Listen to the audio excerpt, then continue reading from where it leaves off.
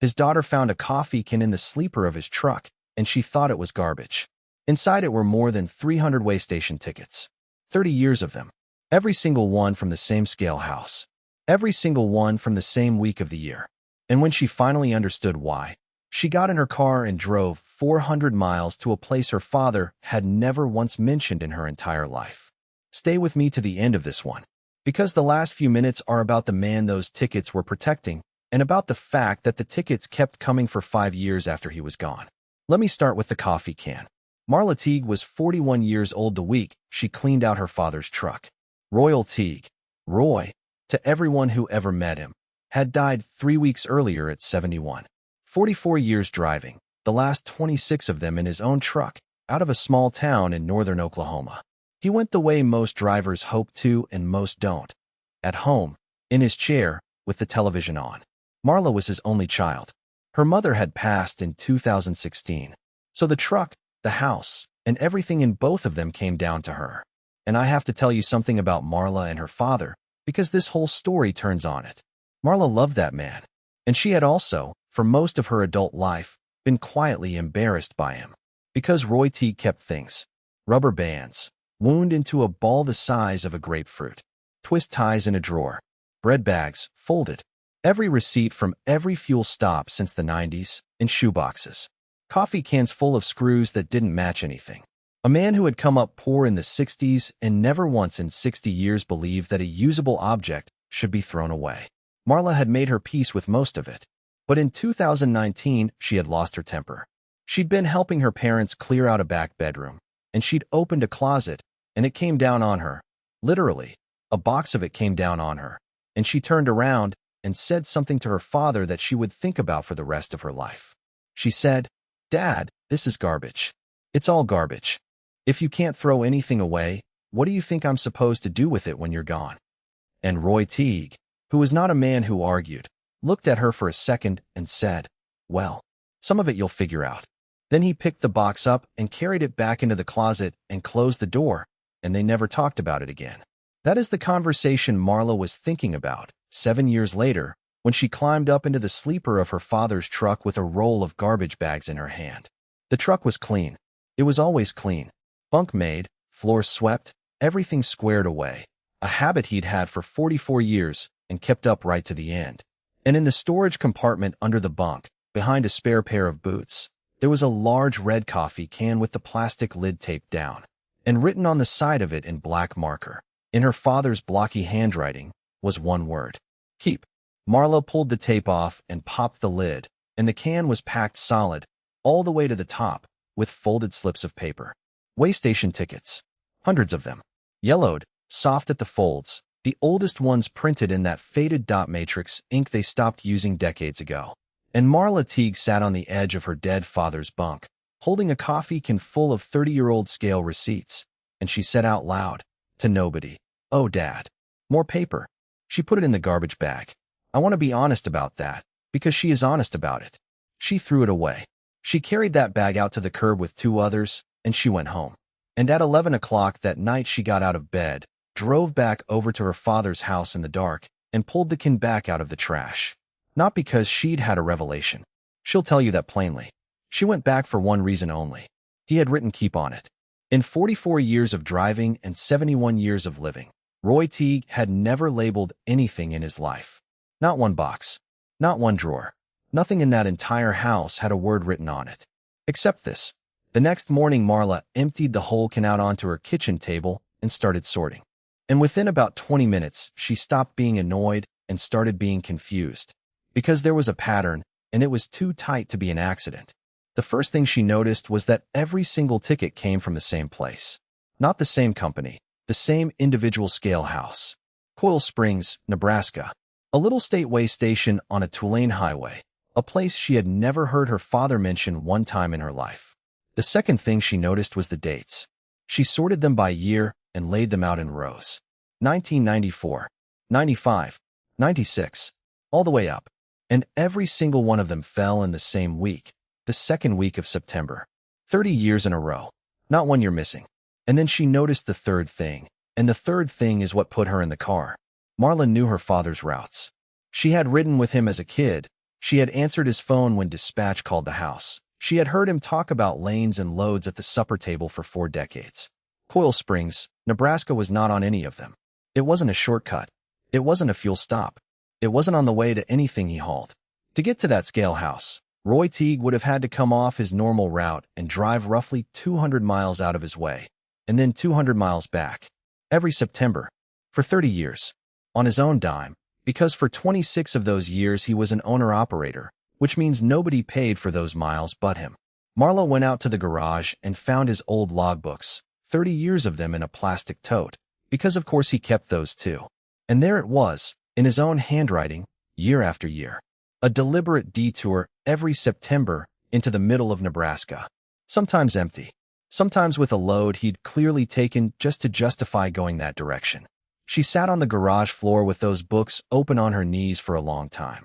If you have ever had somebody in your life whose strange little habit you rolled your eyes at, and then found out later what it actually was, then this story already belongs to you. Subscribe if you believe the quietest people are usually carrying the most. And tell me down in the comments about the thing you thought was junk that turned out to be something else entirely. I read every single one. Now let me tell you what Marla found in Nebraska. She drove it herself. 410 miles, in her own car, with the coffee can on the passenger seat. And when she got to Coil Springs, the scale house was closed. Not closed for the day. Closed. Shut down in 2021 when the state consolidated its stations. The building was still standing. A small square brick booth with a flat roof, a rusted scale plate out front, 2 broken windows, and grass grown up through the cracks in the concrete where thousands of trucks used to roll across. Marla stood in the weeds beside an abandoned way station in the middle of Nebraska, holding a coffee can, and she had never felt more foolish in her life. She almost went home. She had 400 miles back and no idea what she was even looking for. Instead, she drove 3 miles into the nearest town and went into the only diner on the main street, because that is what you do in a place like that, and she asked the waitress a question that sounded ridiculous coming out of her mouth. She said, "Did you know anybody who worked at the old scale house?" And the waitress said, "Sure. Hollis Deemer ran that scale for 34 years. She wiped the counter. He passed a while back. 2019, I think. But his sister's still out on Route 9. Junie Deemer was 78 years old, and she made Marla Teague sit down at her kitchen table before she'd let her say a word.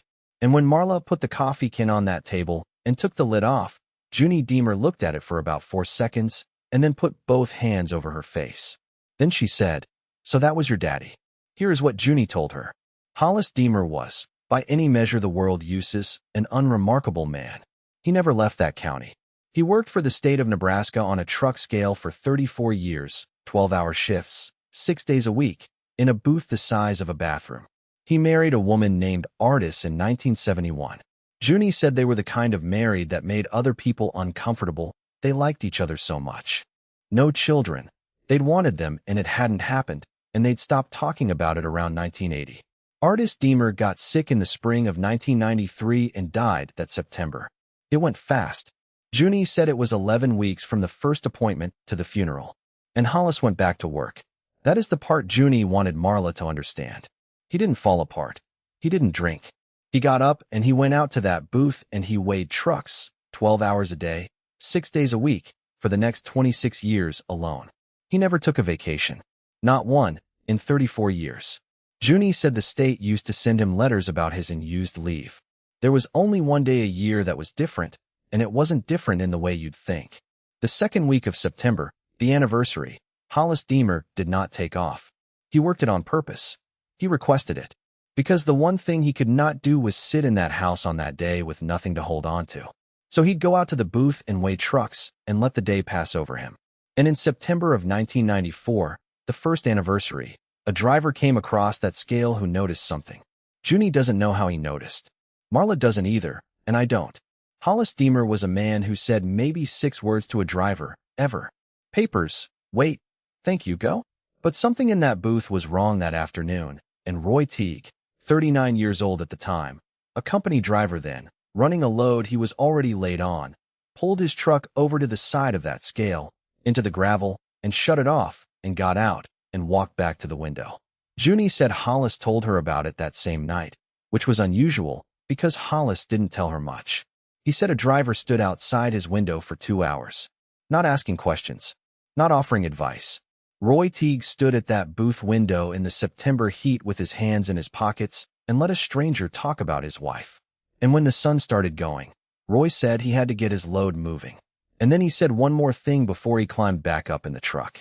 He said, "I'll be back through here on this day next year." Hollis Deemer sat at her kitchen table and told Marla Teague this, and then she said the sentence that broke it wide open. She said, "Honey, in 30 years, Hollis never once told me that man's name. I don't think he ever knew it." She said Hollis called him the same thing every year. She said every August, Junie would start hearing it. "Couple weeks now, the truck fella comes through." And in September he'd say, "He come through today." And that was all. 30 years. Not one miss.